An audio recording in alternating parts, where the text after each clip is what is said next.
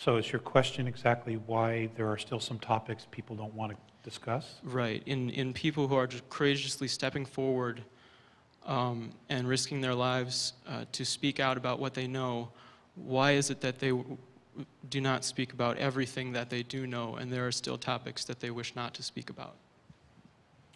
Well, that's a great question, and I'm also guilty of that. It's a comfort zone, it's a comfort level, and everything has its own timing. What would happen to humanity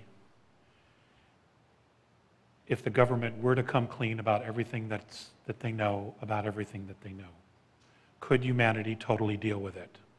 Probably a portion of humanity could deal with it. The other portion, or portions or groups, could not maybe deal with it, at least in the very beginning, because they have constructed a reality around themselves that is based on perception that is an illusion. And to shatter that all in one swoop can be a disservice to them. The idea is to take people and give them the tools that they need so that they voluntarily begin the process of self-responsibility and voluntary introspection. The information is there, and it's been out there for 50, 60 years. We'll take the UFO community as a whole, exopolitics. More and more people are coming into this. Who's the biggest group now? It's the young people, okay, which is promising. They are, in fact, influencing their parents by having discussions at home. What do you think about this? What do you think about that? So it doesn't matter how it happens as long as it happens. Now, I mentioned Dulce in our conversation earlier. There will be people, I'm sure, who will contact these two to really want to talk about that. And they're going to have to be very careful about how they present the information, because the things that happen there are horrific, absolutely horrific. And they had to be dealt with, and they were dealt with. However, that element that was behind those atrocities still exists here, okay? And even I don't want to talk about that, okay? Because it involved women and children. And that's as far as I'll go. But now that I've mentioned it, I've created a domain of knowing, okay? I've just created a domain of knowing. Now each of you will start going out, thinking about that, doing some research to pull that information to you. Because now you want to know. Okay. Thank you very much. You're welcome. Last two questions. My question was actually about children and the disappearance of children, if you're willing to talk about it. I've said so much about that already. I know that I have been blasted about that, ladies and gentlemen. I absolutely know what I know about the missing children. And I'm not going to apologize for it, and I stand by what I said all those years ago, and I stand by it today. Okay, could you summarize, because we're aware of this as well, so if you could just, in maybe one sentence.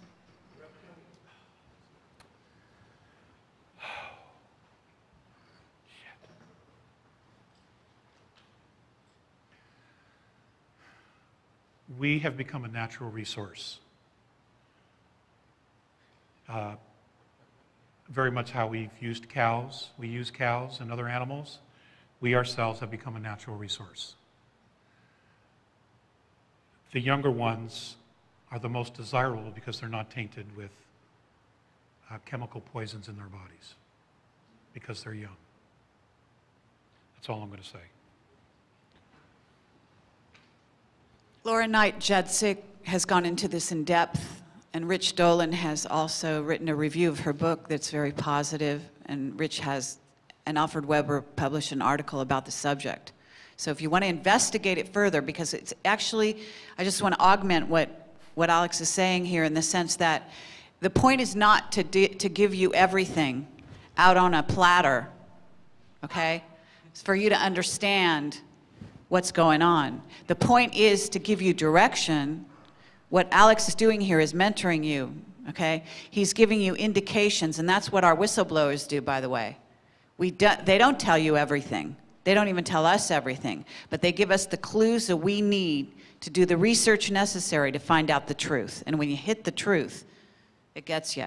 You can tell. You know it. You want to be in denial, go right ahead. It's out there. The truth is out there. It is unbelievably out there.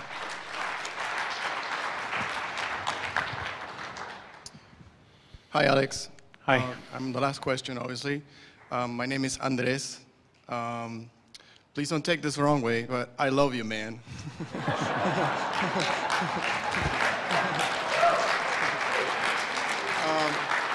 My actual question is actually directed to the audience and to you. I was wondering if you wouldn't mind conducting a little mini meditation for all of us to direct our intention to change the future that we want to have.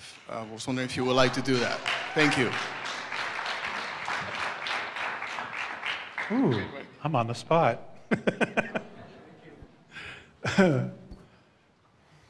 Well, this will be a first.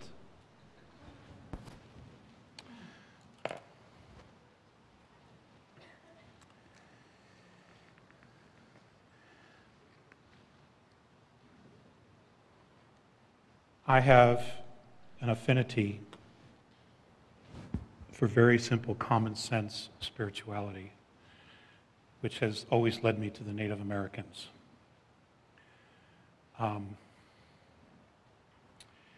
So what I will do is we'll close this with a Native American prayer.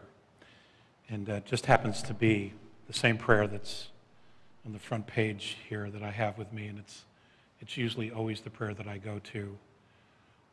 I change the words and make them my own after all these years, but for the purposes of this, it says exactly what I would want to say.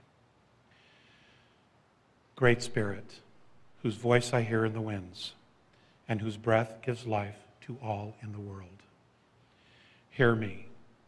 I am small and I am weak, and I need your strength and your wisdom. Let me walk in beauty, and let my eyes ever behold the red and purple sunsets that you have created with me. Make my hands respect the things that you have made, and my ears sharp to hear your words and your voice. Let me learn the lessons that you have hidden under every rock and leaf. I seek strength not to be greater than my brother, but to fight my greatest enemy, myself. Make me always ready to come to you with clean hands and straight eyes, so that when my life fades as the fading sunset, my spirit can come to you without shame. Amen. Ladies and gentlemen, it's been an absolute honor for me. Thank you so much.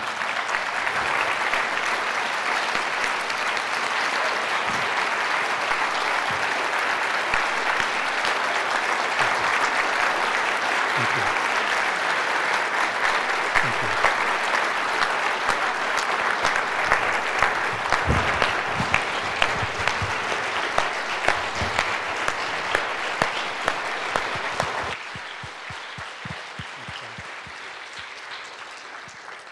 Thank you.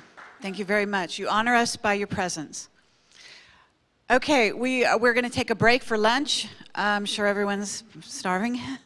And although you've been fed in another way today, spiritually.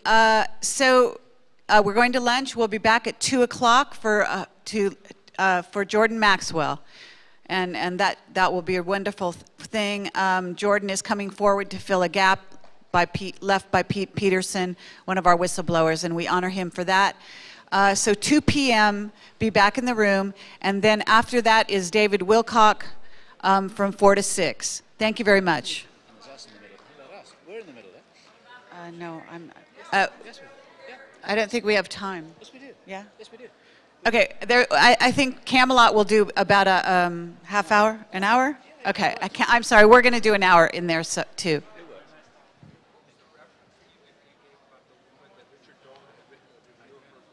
Laura Knight Jedzik. She has